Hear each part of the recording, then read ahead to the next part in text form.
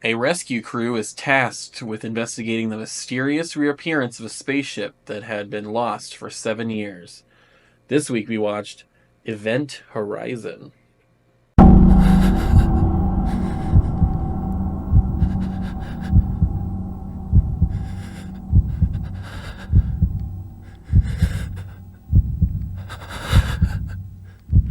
Hello?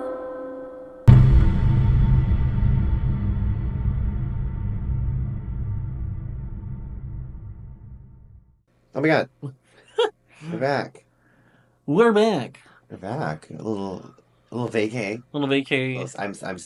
I still sound odd, probably. Yeah. I'm still, I'm not sick, but I'm getting over it. I'm not sick, I'm just sick. Yeah. Well, it feels longer for us because we did do 2 episodes at once last time we recorded, and then we took a week off, so it's felt like 3 weeks. Yeah. It's been a while. It's been a while. A while. I'm going to try. Pay no attention to the beeping. No attention to the timer. That is just the spaceship that they had to find. Yeah. If you've forgotten, I'm Chris. And I am Legend. I regret saying I am Legend, but here we are. And this is Horror Legend. And this is Horror Legend. And this week we did... This week we did Event Horizon. Ooh, Space Hellraisers.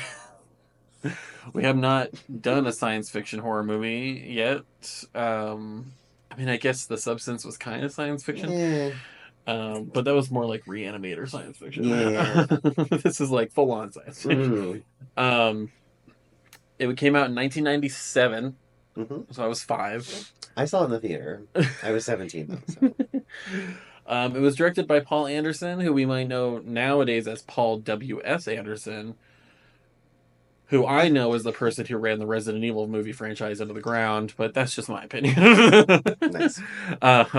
Come for me. Fight me. This, honestly, one of his better movies, but yes, he did do the Resident Evil movies. I think the first one of that was probably the best one, and he did do the Monster Hunter movie, which also ruined, but,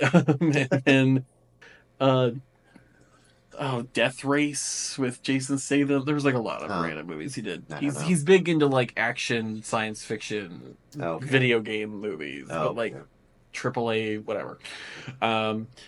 This is starring Sam Neill, as we know from Jurassic Park, famously. Lawrence Fishburne, Morpheus. Yeah. And Jason Isaacs is also in this, as we might know as Lucius Malfoy from Harry Potter. Yeah. As we support Harry Potter and not the author. And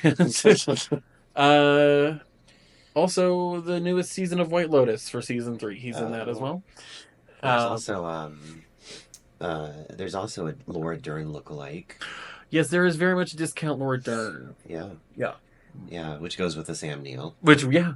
And because fits really well with the Sam I don't know the guy's name that plays the young guy, but he's in John Waters' movie that I love called Cecil B. Demented. Yes. And he's hilarious.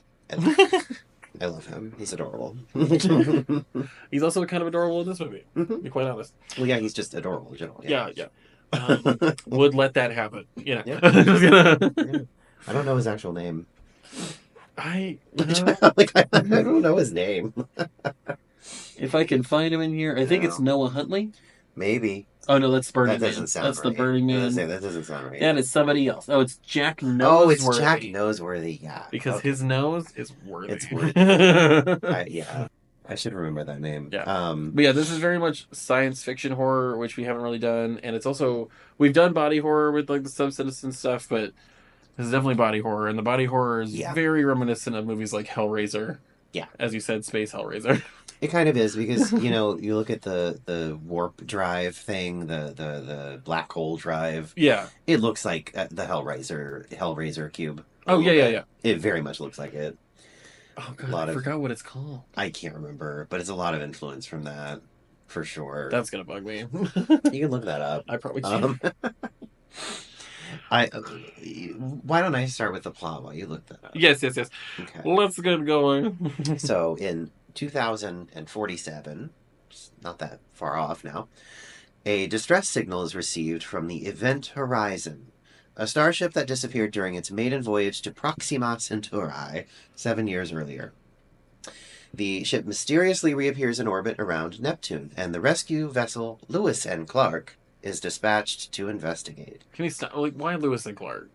I don't know, it's a weird... It's a rescue vessel, it's not an exploration vessel. I could see it as a name for an exploration vessel. Yes. As long as that exploration vessel was acknowledging the fact that a Native American brought them there. Yeah. Maybe the ship could be called the Pocahontas. The Pocahontas. Because she's really the one that knew where they were going. It's the Lament configuration is the cube from really? Hellraiser. Yeah. I've never actually seen Hellraiser. We need to do that one. Because the first one is very good. Actually, I've seen 1 and 2. I can't remember if I've seen 3. I think I've seen 3. The sequels are actually pretty good. Okay. But we could at least do 1. Okay. Because that's the classic. Like, yeah. I tried watching the new one, and I didn't like it that much. The Hulu one was okay. Yeah, I didn't like it. I mean, it's not because of, everybody being like, oh, you had a trans woman play Hellraiser. It's like, no, who gives a shit? It wasn't that. It was just the movie itself just wasn't as good as the original. Yeah.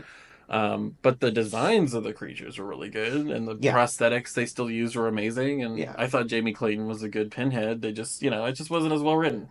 Yeah.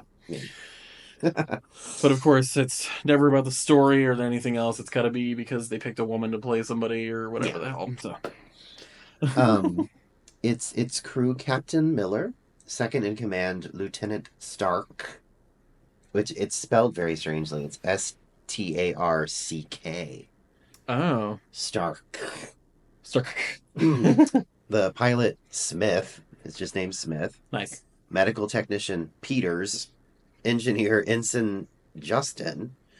Dr. DJ. Dr. DJ. Dr. DJ. It just sounds like a really bad, it's a guy at a circuit party. Dr. DJ. And rescue technician Cooper is joined by Dr. William Via, the Event Horizon's designer. It's very true. Cooper could also get it. True.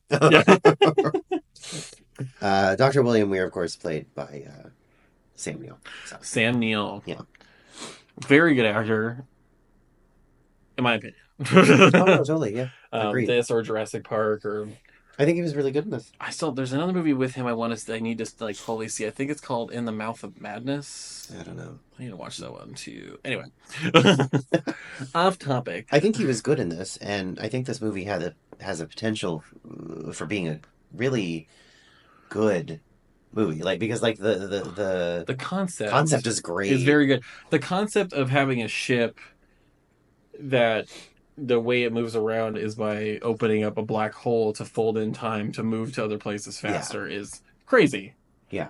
And just the fact that this one just so happened to open up a portal to a very evil dimension where the ship went and then came back. Yeah. But it kind of makes you wonder if they were to expand on that and either a show type of situation or even just a different movie. Yeah. And maybe how it got to this dimension. I don't know. But as we were looking up the facts, the movie was supposed to be quite a bit longer. They cut an enormous amount out. Yeah, which was obviously their main priority. Was Titanic. Because they knew. Yeah. So that's why this movie does seem a bit choppy, I guess. It seems a bit there's certain things where it's this should have had build up to this moment, but it doesn't because we cut 5 minutes off of this and 5 minutes off of this. Yeah. It's people think that post-production sometimes is not where it's at, and it's sometimes that's the most important part of the movie, or the most important part of the movie, because if you start cutting things certain ways, it changes the tone of a movie completely. It does. I think a most recent example I have is it was one of the Marvel movies. It was the Marvels. I don't know. It was one of the newest ones with the three, Miss Marvel, Captain Marvel, and Monica Rambeau. Okay. But there's moments in it, people were it feels very, no emotion, whatever. And it's you can tell there was, an ending where, she gets separated from her, and then she ends up in another dimension, and then it closes before she can get her. And you can tell that there was probably a moment where Brie Larson is crying and having this moment of like, I just lost my friend, whatever, but then it just gets chopped.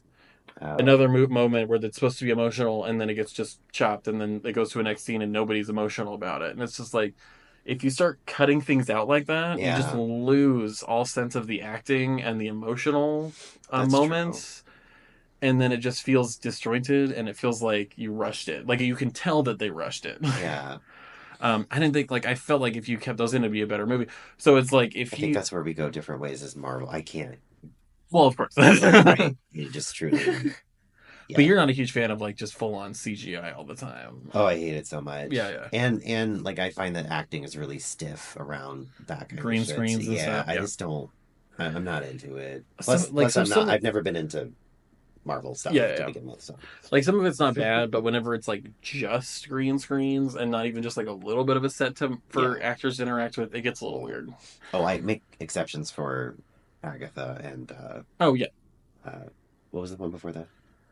Oh, WandaVision. That was great. That's because those are good characters. Those are great characters. But yeah, I think so. With that example, I think that like if they would have been able to keep in some of these moments of buildup or whatever, it probably could have been an even that much better movie. But again, it's another thing where like studios just have to rush shit. Yeah. And it's like the point of like, I know you're trying to make money as a studio, whatever, but it's like the point of filmmaking is also to be an art form. Yeah. So if you're just only looking at it from the corporate side, that doesn't help. Everyone watch The Studio. Yeah, everybody watch it. Everybody watch the show The Studio on Apple TV with Seth Rogen because it really shows you behind the scenes. It makes fun of it really pretty hard. Yeah.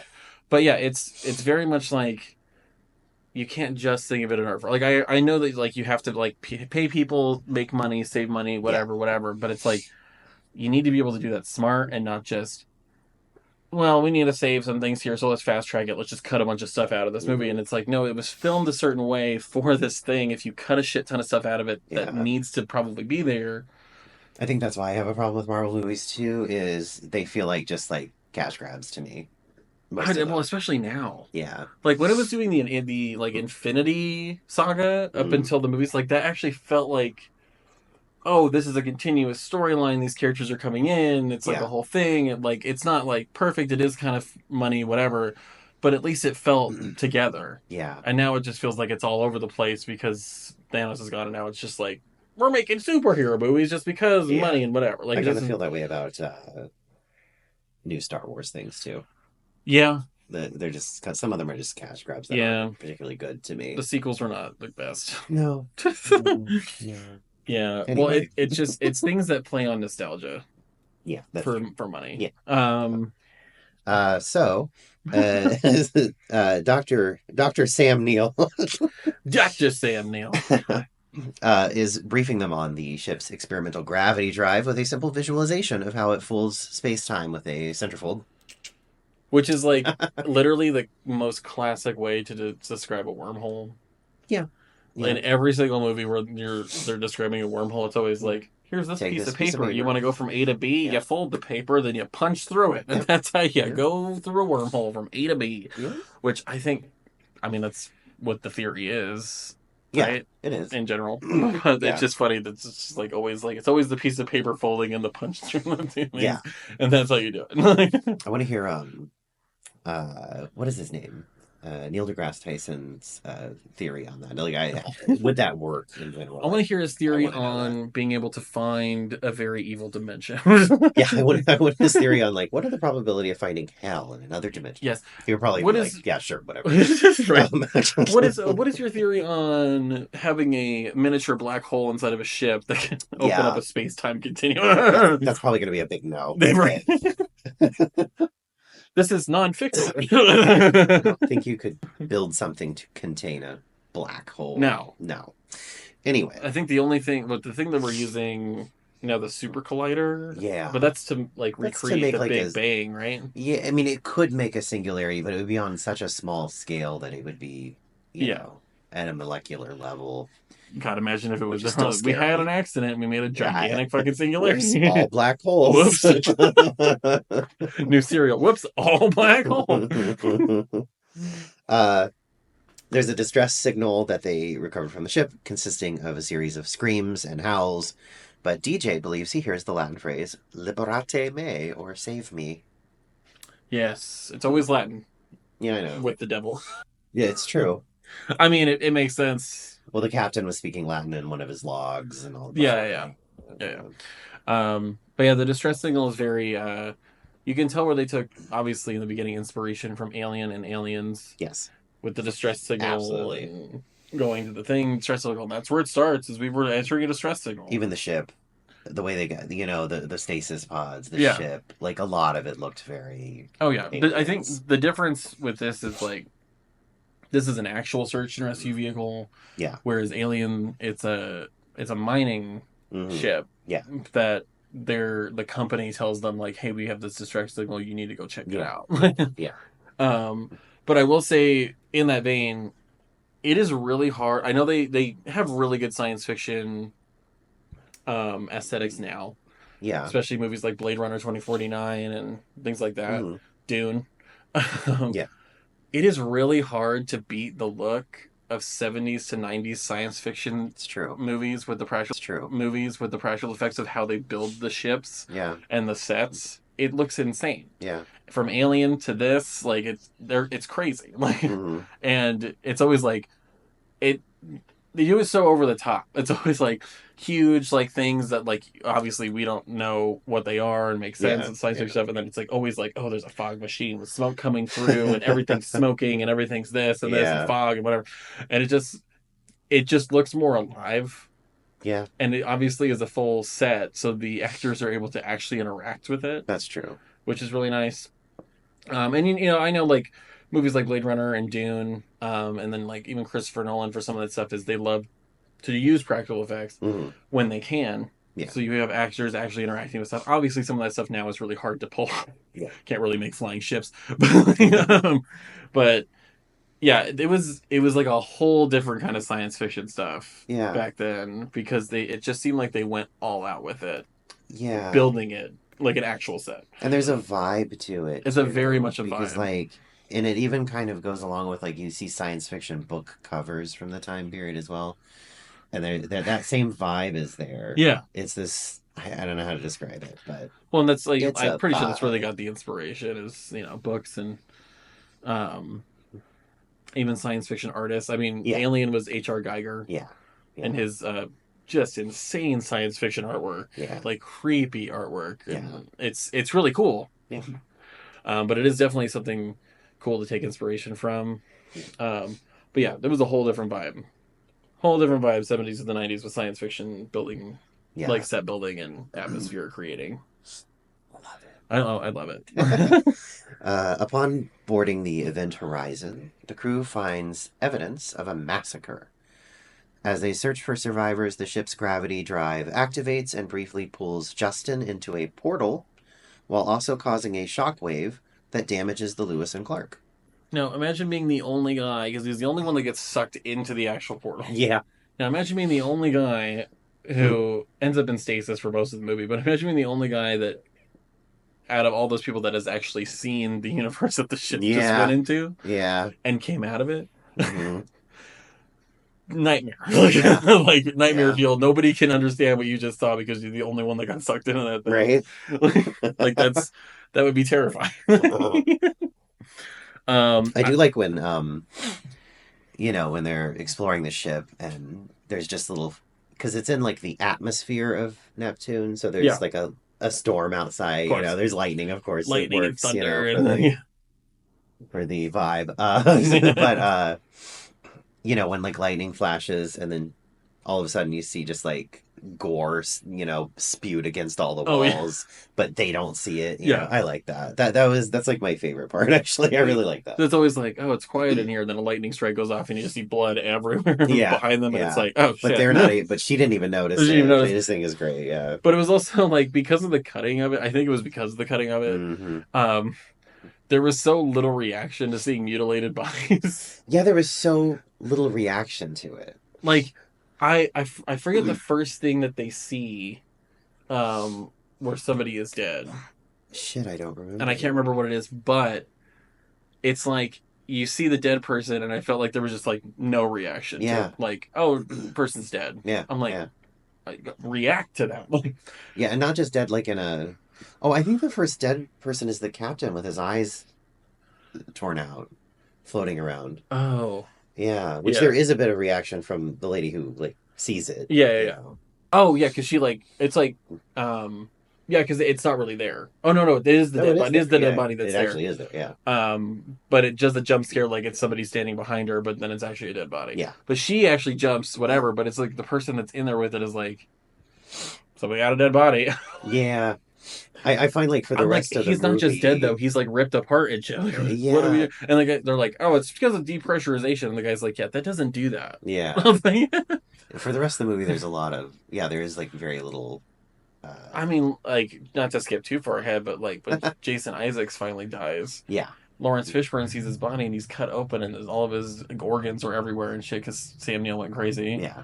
And then he's just like walks in the room and it's just like wide-eyed stare at it, and then it cuts to the next scene. And I'm like, no reaction to that. I just feel like things got really chopped up in this movie. Yeah. Yeah.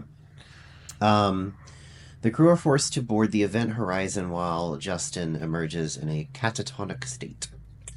Which, how could you not? How could you not? Smith and Cooper are sent on a spacewalk to repair the hull of the Lewis and Clark. Yeah, because him coming back out of it sets off an explosion that damages their ship. Yeah. And so everybody has to board the Event Horizon, and then they go out to repair the ship.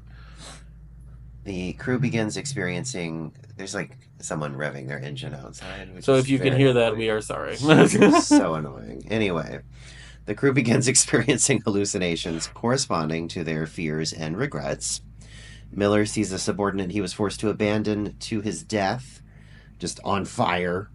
Oh, talking to him, yeah. Well, he's like, have you ever seen fire in zero gravity? It's beautiful. It floats. Beautiful. It's like liquid, and then it just like bounces or hits you or whatever. And it just kept hitting him, and I had to leave him behind. Yeah. And I'm like, well, that's fucked. Yeah. Floating fire that you can't get away from. Peter sees her son with his legs covered in lesions. Weir sees an eyeless vision of his late wife urging him to join her. Yeah, we love the trope of the main character's wife being dead in some crazy fashion. Yeah. Which, like, I think later on you see that she actually committed suicide. Yes. In the bathtub. Because at first I thought it was going to be like, oh, we found the Event Horizon and his wife was going to be on it and she ended up being dead or something. But like, no. It's like, no, she killed herself. But they never really... He's just like, I wish I was there. I could have... And they never really tell you what happened. No, just that he was off in space somewhere when she did it. She did it, and now the Event Horizon, he's using it against him. Yeah. And it's like, okay, but a little more explanation of that would have been... Yeah. Would have been nice. Maybe there was, and it got cut. So. Also, speaking of it getting cut, to any of those who would ever hope for a director's cut of this or an extended cut, apparently all that footage was lost. Yeah. So I don't think we're ever going to get that. No, lost or destroyed. Yeah. So. I honestly wonder if somebody would ever remake this movie. I would be down for that because I feel like so much could be done with it. I feel like you could even make it more really of a horror movie. Yeah, it could be just a really scary movie. Just please, if you do and you're listening to this, make it good. Don't just rush it because you're doing a remake. Please make it good. But I feel like if there was a little more explanation on that, it would have been nice. Just because it kind of just seemed random that like, oh, his wife killed herself. It's like, okay, but it why? Was really weird, though. Why? Justin attempts suicide by decompression. Oh, God. Which is terrible. Terrifying. God. Terrible. I'm sorry. I can't talk. I'm sorry. It's the immediate, like, whenever he hits the decompression thing and it starts doing it, and you just see all of his veins puff up in his arm. Oh, God. I'm like, if my veins start doing that and they start bursting or whatever, just let me die. Yeah. Just kill me. Just, like, shoot me in the face and kill me because I don't want it. Please. We never find out if he lived. He did. They said he was alive in the tank. He just had suffered major injuries or whatever. But, yeah. But he's saved by the captain who Which, I'm sorry, in real life, the second that airlock opened, he would have died. Yeah, it was a little... Yeah. No. I mean, it's a little, obviously, science fiction and action movie for Lawrence Fishburne to be in a spacesuit, jumping through and grabbing his body, then putting him back in the airlock, even though he's not wearing a suit. Well, supposedly you don't die immediately. Really? Yeah. Oh, God, I would... You don't die immediately. Really? Yeah. Oh, God, I would hope to die. I think that was I think that was a Neil deGrasse Tyson thing. I actually, like, really love his podcast. Well, but he would know. I trust him on that. Yeah, I think you can survive, like, just... It's very short amount of time, but yeah, you can. It's probably something like 3 minutes or something. Less than that. Yeah. It's probably like a minute at most. Yeah. Where you get to see space for a minute. Yeah. Exactly. and then die. Because it is, like, you know, it's absolute zero. It's freezing. Like, beyond freezing. No oxygen. It's nothing. Exactly. Which, again, is another staple in science fiction movies, is, like, sound, which sound can't happen in space because of the vacuum of space. Well, it's the absence of any atmosphere. Plus, it's technically the absence... It's not so much cold, it's the absence of heat. The absence of heat. Yeah. But it's not cold, technically. Isn't that crazy? It's a very strange concept that I don't understand. Well, space in general, because, I mean, we're literally just floating on a rock in the middle of a universe. Yeah, That's very crazy to me. It's hard to think. Don't get me on some existential... Okay. You see how tiny we are in the span of the universe? No, I'm just kidding. The crew places Justin in stasis. They discover a video log of the Event Horizon's crew brutalizing each other. That's putting it lightly. Shortly after first engaging the gravity drive. The log ends with a shot of the Event Horizon's captain holding his own eyes gouged from their sockets and speaking the Latin phrase from the earlier distress call. DJ translates the complete phrase as "Libera te tutemet ex inferis." Save yourself from hell. Save yourself from hell. Yeah. Which I put in here that maybe just even that one character with the eyes in his hands, maybe Guillermo del Toro got a little bit of inspiration from that for Pan's Labyrinth with the character with the eyes in his hands. Maybe. Because I don't know many movies or characters that do that, but Dark Crystal. Oh, true. Okra. Dark Crystal. He could have also... Clash of the Titans. Oh, shit. Yep. I forgot about Clash of the Titans. I'm going to get water, so I'm just going to walk away. Oh, no. But yeah, I like it very much obviously gave Pan's Labyrinth vibes. This is the sound of me getting water. I'm not peeing. He's peeing directly into the cup. This is not that kind of... All right. Yeah, I like it's crazy because I wanted to see kind of more of what was going on, but obviously they edited it and like filmed it to be quick and fast and crazy and whatever. So you just see like shots of like horrible shots things, of like things coming out of somebody's mouth, or they had like someone was like ripping someone's tongue out, and like there was like... I swear somebody was hitting somebody from behind. Maybe a little bit, maybe while they were all ripped up and stuff. It looked like it for like 2 seconds.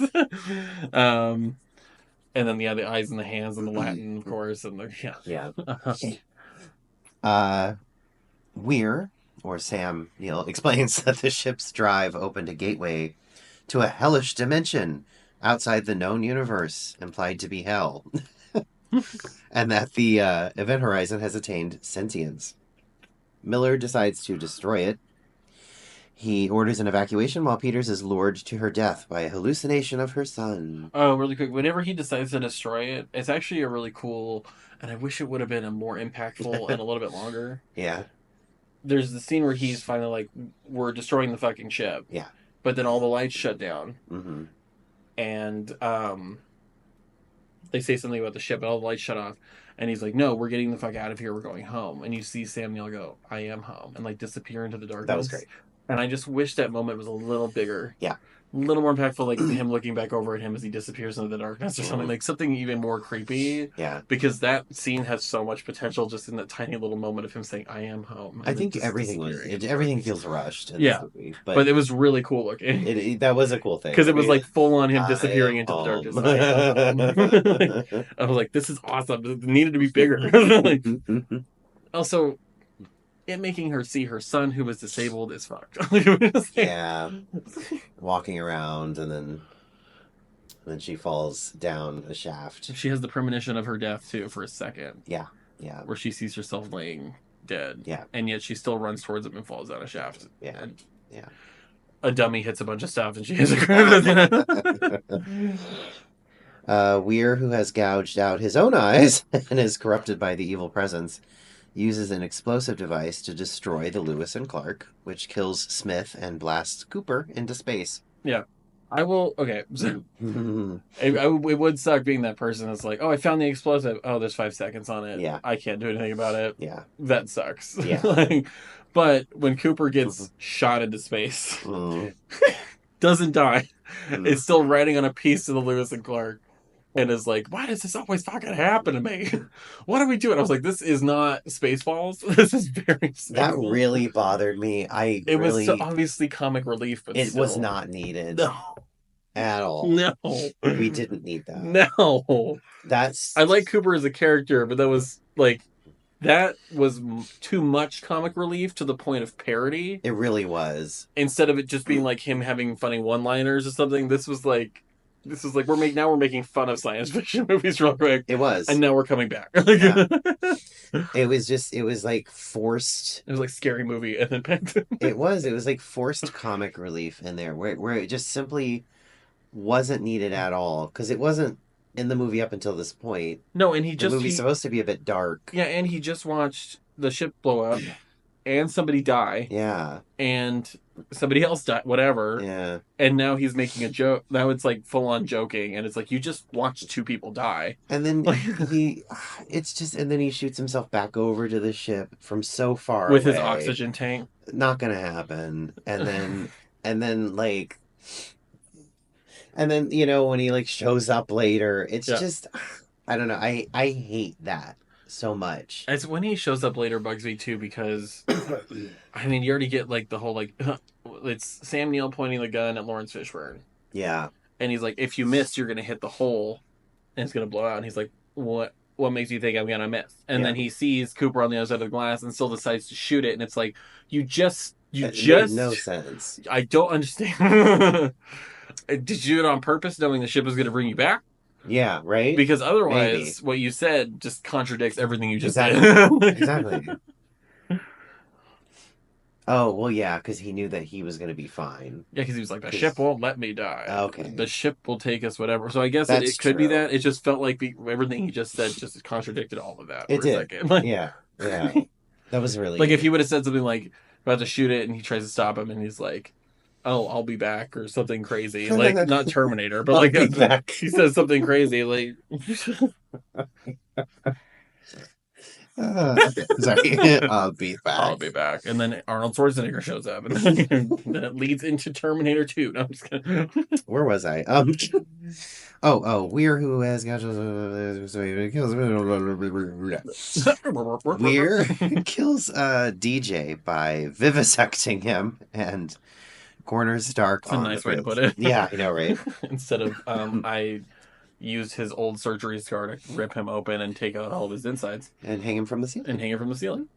But before he died, Jason Isaacs had very pretty eyes. Yeah, I will say. Yeah, that's true. Miller confronts Weir, who overpowers him, and initiates a 10-minute countdown to activate the gravity drive and return to the other dimension. Yes. Cooper... Abandon all hope, ye who enter here. Yeah. We have such things to show you. We have such sights to show you. His wife says almost the same line. She does. As from Hellraisers. From Pinhead. She says, I think she says, I have such sights to show you. Or so many things to show you. So many things. Oh, I have so many things to show you. Yeah, that's what she said. Yeah, they stole the line from Hellraiser. They totally stole. They stole the moment in the line from Hellraiser. Which isn't a bad thing. Reference is not a bad thing. No. Yeah. Cooper uses his spacesuit's oxygen supply to propel himself back to the ship and appears at the bridge window. Weir shoots at him, shattering the window, causing Weir to be blown into space by the decompression. Yes. Yeah. Yeah. Miller, Stark, and Cooper survive and manage to seal off the ship's bridge. With their own ship destroyed, Miller plans to split the event horizon into 2 with the explosives and use its forward section as a lifeboat. Yeah, so basically the ship was set up with explosives in the main It's like a big tube that connects two connecting parts tube of that the connects ship. the two parts of the ship. One with the gravitational core, and then the other one with the bridge and the other stuff. And it's a fail safe that if something goes wrong, they can blow it, and it'll separate itself from the core. Yeah. So they can use the rest of the ship to get away. Yeah. Which, like, right off the bat, because they mentioned in the very beginning, like, you know what's going to happen. Yeah. Whether or not who does it or whatever, it's going to happen. But, yeah, I feel like, you know, you set up a good failsafe, I guess, because you know what's going to happen, but you don't know who's going to survive. So I guess it doesn't give too much away. It just really gives. It's kind of like the Chekhov gun thing, where it's like obviously this is going to be used in the third act at some point. Yeah. So, yeah, the blowing of the ship, which like even the setup of that, whenever we were watching it, you have to start from where the bridge is and then arm them all the way to where the gravitational thing is in order to get the detonator. Why would you not make that the opposite way so you could end at the bridge? Yeah, it doesn't make sense. Start over by the gravitational field, arm them all the way to the bridge, and then grab the detonator. Because that's a really long thing. Like, and then you have to run all the way back to the bridge. Yeah. The setup of that. The execution of whoever made this ship. Yeah, it doesn't work. It's unsinkable. Yeah. There's too many lifeboats. And this was the connection to Titanic. I'm just kidding. There's too many lifeboats. And this was the connection to Titanic. I'm just kidding. He is attacked by... Well, it says he's attacked by hallucinations, which turn out to be the resurrected and further mutilated Weir. Yeah, because he's attacked by the hallucination really of the guy who he left to die. Yeah. So that part is a hallucination of who it is. Yeah. But then it ultimately ends up being Weir disguised as him in a hallucination. Who's just like has little cuts all over his body. Just covered in cuts. Yeah. Who is very now... Hellraiser. Yeah. Yeah. Very... Yeah. Lament configuration, very Hellraiser. Miller fights him off and detonates the explosives, sacrificing himself. Yes. Ultimate sacrifice. And this movie didn't really have a final girl, because 3 people survived. Yeah. Technically. One was a girl. One was a girl. So, there was a final girl. Yeah. There's a final Dern. The final Dern. The final discount Dern. Not her. Okay. But not her. And I was going to bring this up earlier. The other female character in it. Every single science fiction movie from like the 70s, 80s, 90s, and whatever. Yeah. Basically, Alien to the Matrix always has somebody, a female character that always has the slicked back, dark, slicked back hair that is basically as short as a bob, but it's slicked back. And this person had it. Trinity of the Matrix has it. Yeah.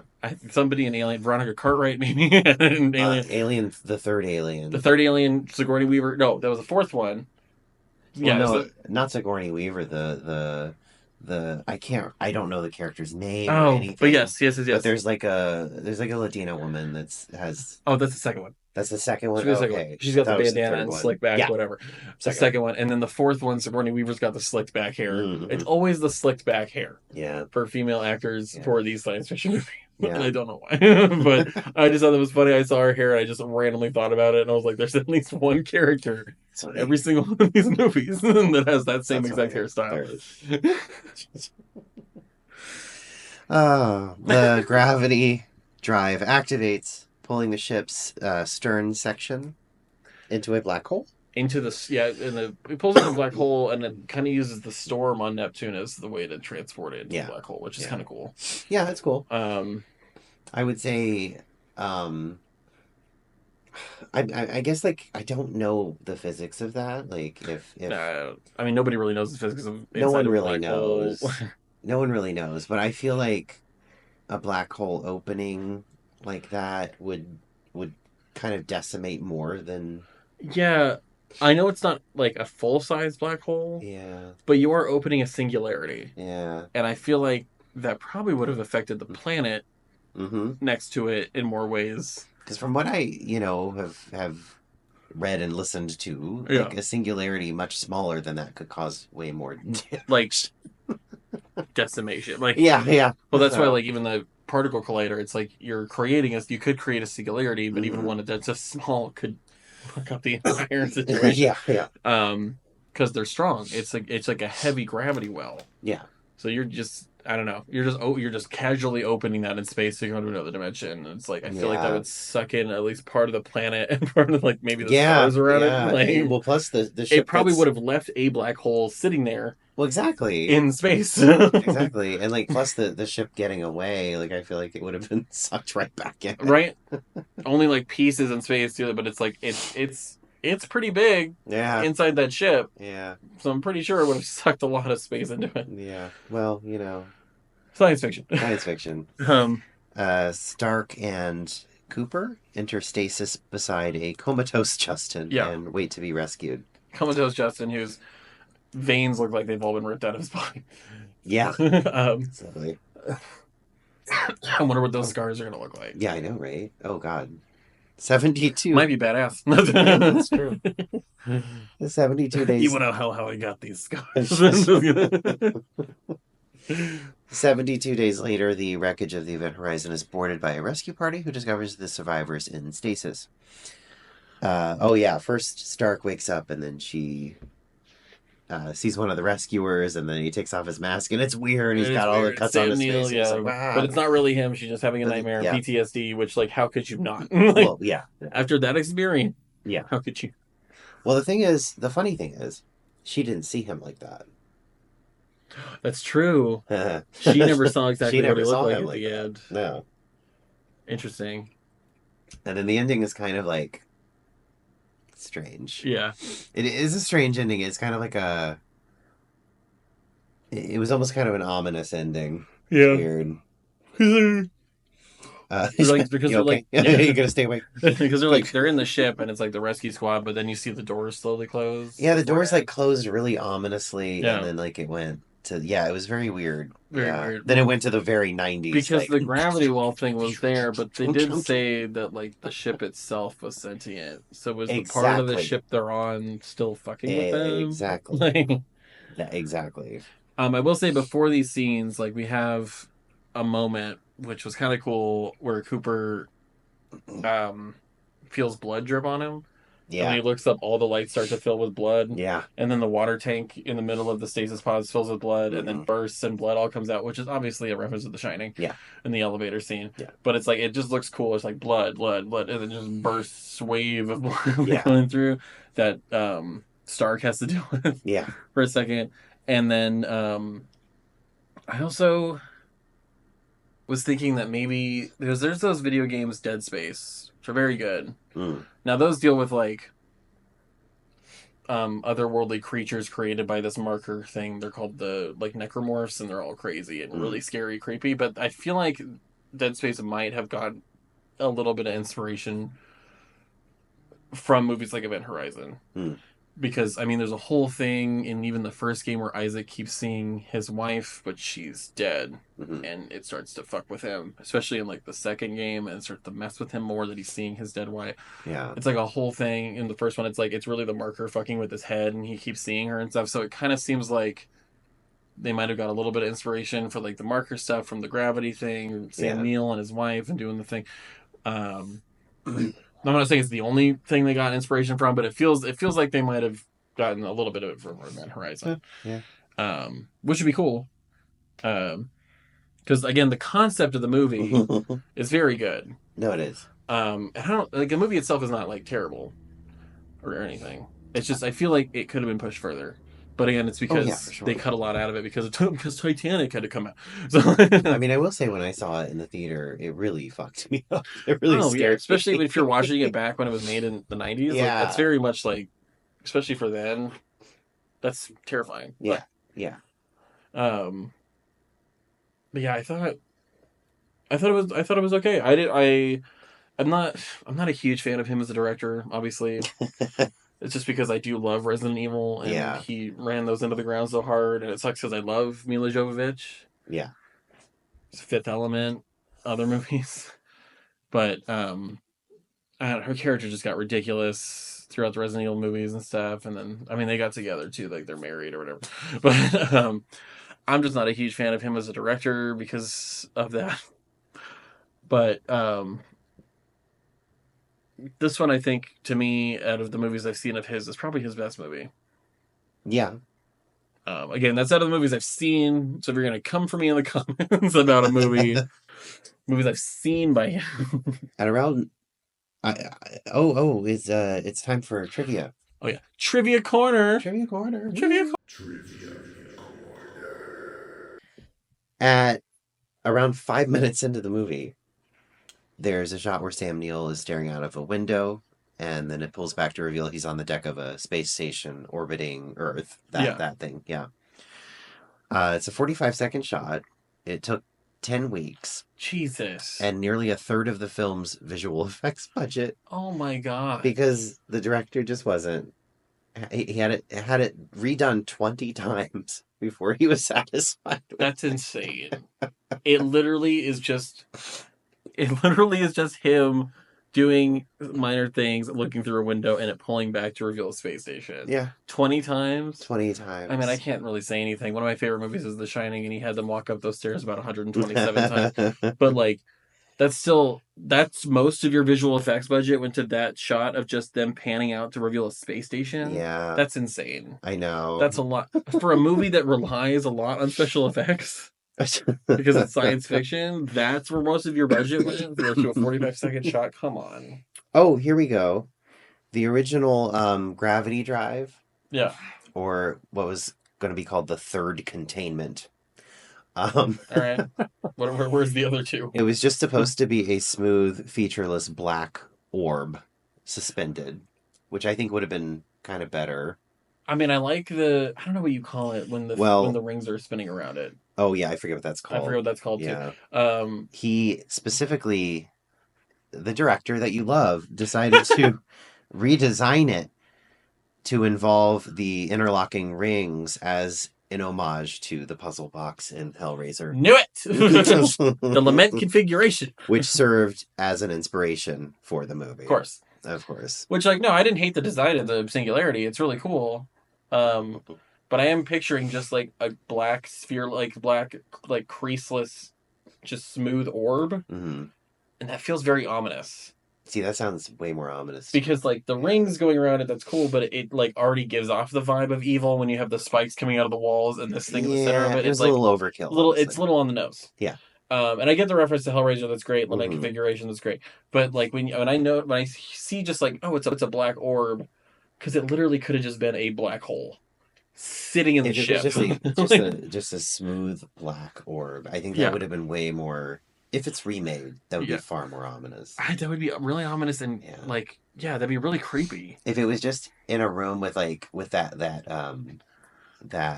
liquid under, like the coolant underneath. Oh yeah, just black coolant underneath, and it's reflective. Yeah, that'd be cool. That would be. You could do so many like cool shots with that. Yeah. Anyway, so this is a petition to remake this movie. It kind of is, actually. I didn't hate the design of it, but it was a little on the nose. But I like the reference. You know, we love Hellraiser. Reference to Hellraiser, that's great. Yeah. He was also evidently influenced by Hieronymus Bosch and Peter Bruegel's paintings with the visions of hell, you know? Oh. Yeah. Those ones are crazy. Oh, yeah. The executives saw a screening of a rough edit and they were very shocked. Some even fainted.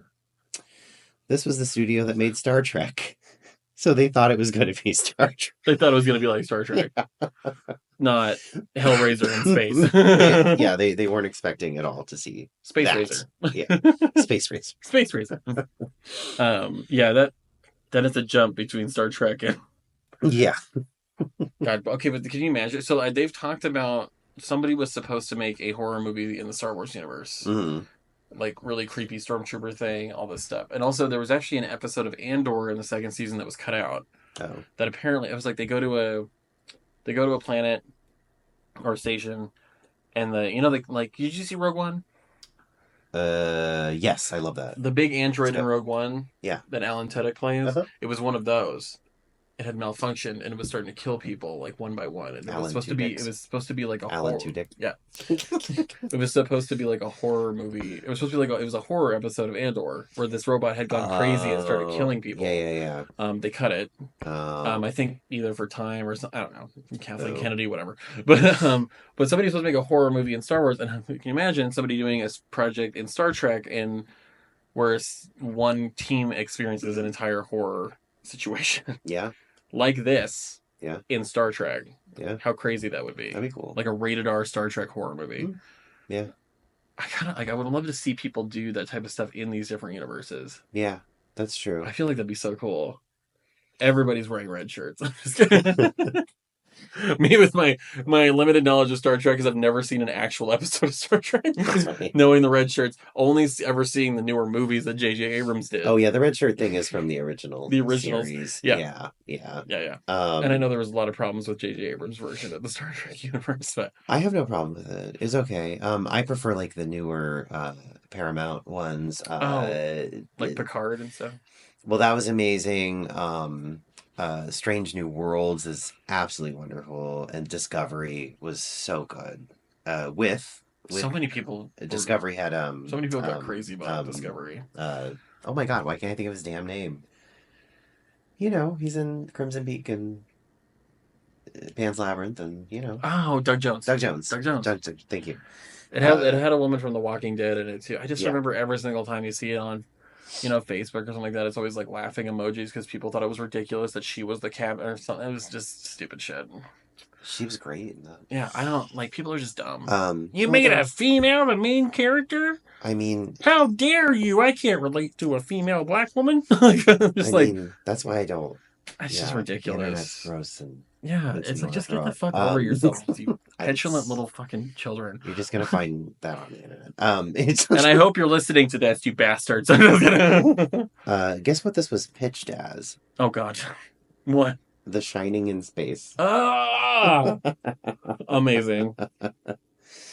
For those who don't know, I probably have talked about The Shining at least once throughout every 24 episodes of this podcast. And this was the person that wrote this movie. He was the one that pitched it. Philip Eisner wrote the movie after a family tragedy. Philip Eisner? Yeah, I don't know. Wait a minute. There's like a Disney Eisner that died or whatever. There is. Did he die? I don't know. I feel like I know the name Philip Eisner from something.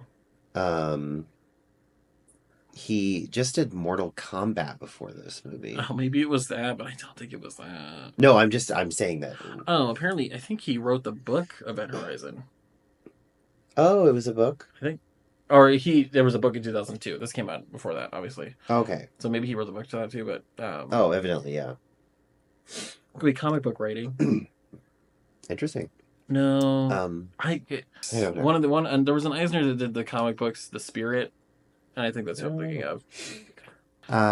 Yeah, Paul Anderson just did Mortal Kombat before this. Shock. And he was very keen to do something more mature and gruesome. Yeah. So he turned down the first X-Men movie. Oh, thank God. I mean, not that I support Bryan Singer in any possible way anymore, but... What is his problem? I don't know. I don't know. So Bryan Singer directed... Well, he did, like, Usual Suspects... which has Kevin Spacey in it, which that's not the reason why. But like he did, X-Men, X2, X-Men: The Last Stand. Like he did the trilogy of X-Men movies that had Patrick Stewart, Ian McKellen, Kelsey Grammer, whatever. And it was a whole thing where he was doing stuff with underage boys in a hot tub on a ship, or I don't know what it was, but a bunch of weird, creepy pedophile type of stuff because. That's just how it goes nowadays, where you find out every director you might have liked when you were younger is just a fucking creep. I mean, pretty much, even the ones that... they all... At some point, it's just, yeah. Like, all of them, honestly. Which sucks, because those movies, like, are good, and then it was him and Matthew Vaughn is the one that took over a lot of this stuff, and Matthew Vaughn's the one that did, like, Kingsman and, I think, Kick-Ass, and... He did X-Men Days of Future Past, I think was also Bryan Singer, which was like an amazing X-Men movie. But it's like, it's hard to celebrate those now when the director's a fucking creep. It just sucks. It's like, quit making good shit if you're just going to be a fucking creep later. Oh, this is interesting. the initial rough cut submitted to the MPAA received an NC-17 rating. Shock. Heavy re-editing was necessary to obtain the R rating. Shock. I don't know. Have you ever seen... Okay, so have you ever seen the documentary? There's a documentary movie called This Film Is Not Yet Rated. No, I haven't. It's very good, but it's about the MPAA. Yeah, well, and how corrupt the MPAA really is. Yeah. Because it's like supposed to be unbiased, people like watching the movie, but they bring in like... Of course not. Yeah, no, they bring in a bunch of fucking religious leaders and moms and a bunch of other stuff, and it's like... But you notice that they rate movies that have sexual content higher with an NC-17 than movies where it has people getting ripped apart and shit. Yeah. With NC-17. Yeah. I think there was a funny story. There's that movie Sausage Party that Seth Rogen did. That overly insane animated movie. Seen it, yeah. That they got away with a lot of that stuff because he intentionally included a joke. This might just be a story, but I think he was saying in an interview. They intentionally included a joke that was insanely racist, anti-Semitic. Like, it was really bad. To the point that they were like, oh, just cut that out and you'll have an R rating. That's how he got around, like, keeping that orgy scene in the movie. Wow. A bunch of other stuff is he added something in that he knew they were going to say that he had to cut in order to knock it down, and that's all they could focus on. That's funny. And so, like, people have done that now occasionally where they find a workaround by adding in a scene that they know is going to get cut. I think Deadpool did the same thing. That's funny. Or Deadpool was literally like 2 jokes away from it being an NC-17. Yeah. Like, it was like... It's not a great system. But it's crazy for a movie like that. I mean, this movie is like... It gets violent. It's crazy. Yeah. I don't think it's anything past an R rating, though. No, for sure not. Especially for today's standards. I mean, back in the 90s, maybe. Maybe. But for today's standards, no. Yeah. No. Like... they do tend to, like, immediately sexual things are... Oh, immediate. Yeah. Immediate. It reminds me of, like, my mom or something. She... oh, no, like, she's so fucking shocked by anything, like, sexual at all. Oh, my God forbid. But, like, she can watch the most violent fucking shit, and it's fine. Oh, yeah. Yeah. That's just, like, it's just ridiculous to me. For those who don't know who are listening, an NC rating is pretty much a death sentence for a movie. Well, my favorite movies by John Waters, some of them... Most of them are X. Well, X, one of them is X. Because it used to be X. Yeah. And then they changed it to NC-17. Yeah, yeah. The reason is because it means, like, you're not allowed to admit anybody who's under 18. Yeah. No one. Unless they have a parent with them, I think. Mm-hmm. But if you have an NC-17 rating, a movie theater will not take your movie. Yeah. Because they know that they're not going to make money off of it. Yeah. Because they can't permit certain people to go in at all. Yeah. So, yeah, an NC-17 rating or an X rating back in the day was pretty much a death sentence for a movie. A movie doomed to basically go on to probably become a cult classic like most of John Waters' movies. Yeah.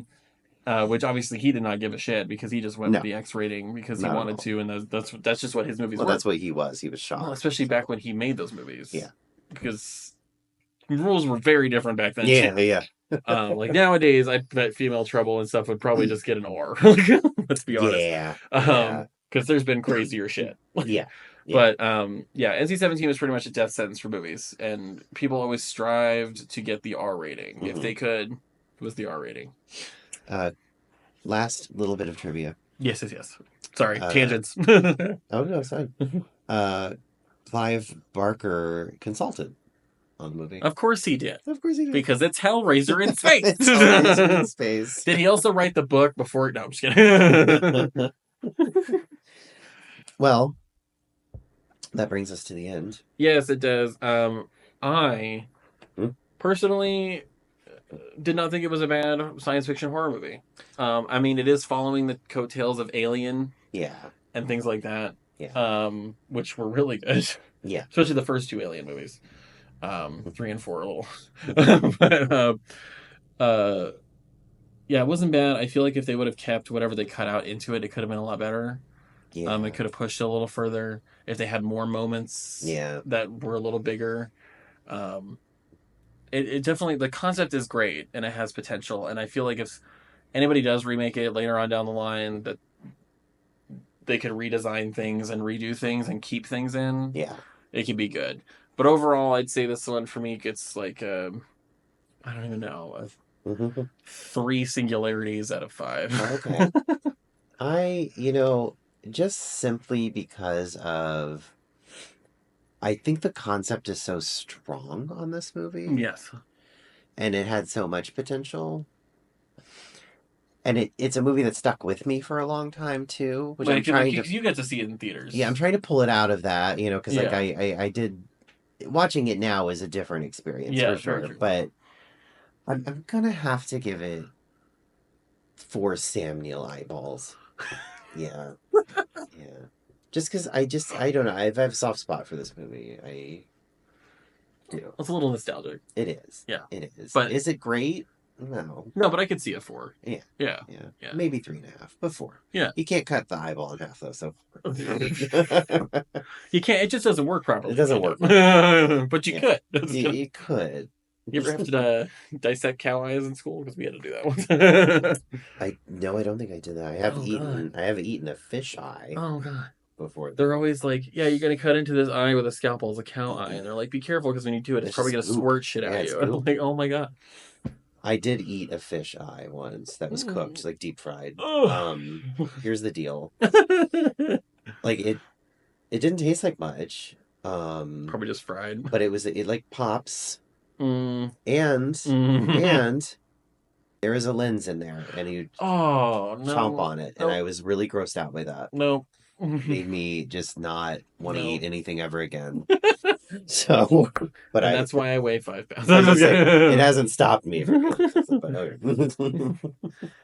Well, like, subscribe, ask some questions. Yes, please send us questions in the comments. We would love to answer questions on the stream or recording or whatever you want to call it. Force people to listen. Tie them down. Yeah.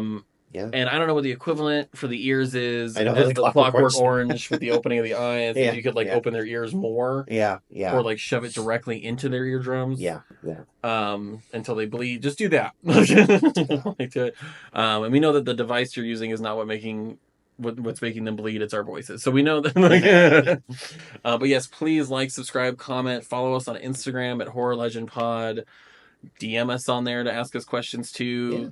Yeah. We'll even read statements out loud on here. Questions, comments, concerns. About horror movies, non-horror movies, maybe other movies we like, maybe us in general. Yeah. My social security number. So, please ask us some questions. Until next time, what is it? Save me. Save yourself from hell. Yourself from hell. Yes. Goodbye. Goodbye.